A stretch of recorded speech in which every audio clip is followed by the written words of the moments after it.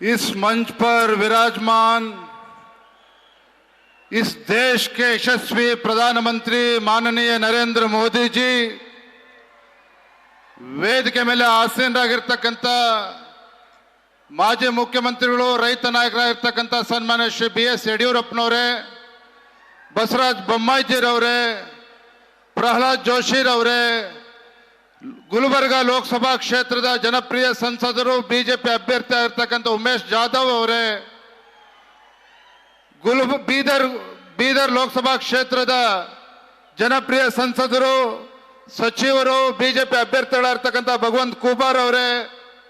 ವೇದಿಕೆ ಮೇಲೆ ಆಸೀನರಾಗಿರ್ತಕ್ಕಂಥ ಎಲ್ಲ ಗಣ್ಯಮಾನರೇ, ವೇದಿಕೆ ಮುಂಭಾಗದಲ್ಲಿ ಆಸೀನರಾಗಿರ್ತಕ್ಕಂಥ ಪಕ್ಷದ ಎಲ್ಲ ಶ್ರದ್ಧೆಯ ಕಾರ್ಯಕರ್ತ ಬಂಧುಗಳೇ, ತಂದೆ ತಾಯಂದರೇ,